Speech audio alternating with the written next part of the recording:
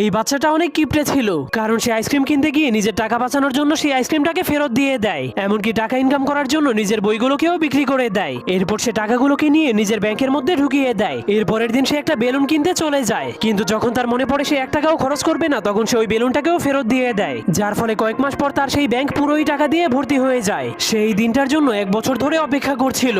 এরপর সে অনেক খুশি হয়ে তার টাকাগুলোকে নিয়ে একটা খেলনার দোকানে চলে যায়। এরপর সবগুলো টাকা সেই দোকানদারকে দিয়ে দেয়, কিন্তু দোকানদার প্রথমে এত ভাঙতি টাকা দেখে তার উপর অনেক রেগে যায়। তবুও সে তাকে তার পছন্দের খেলনাটাকে দিয়ে দেয়। কিন্তু সে ঘরে পৌঁছানোর পর তার বোন তার হাতে একটা রাখি বেঁধে দেয়, এজন্য সে তার ভাইয়ের কাছে গিফট চাইতে শুরু করে দেয়। কিন্তু ছেলেটা তাকে বলে আমার কাছে কোনো গিফট নেই। তখন তার মনে পড়ে সে 1 বছর ধরে এই দিনটার জন্যই টাকা জমাচ্ছিল, কারণ তার বোন সবসময় সেই খেলনার দোকান থেকে একটা পুতুল কিনতে চাইতো। তখনই তার ভাই তাকে এতদিনের জমানো টাকা দিয়ে কেনা সেই পুতুলটাকে উপহার দেয়, যা দেখার পর তার বোনের চোখে পানি চলে আসে। এরপর অনেক খুশি হয়ে তার ভাইকে জড়িয়ে ধরে। আপনি কি আপনার ভাই বোনকে ভালোবাসেন কিনা যাওয়ার আগে অবশ্যই কমেন্ট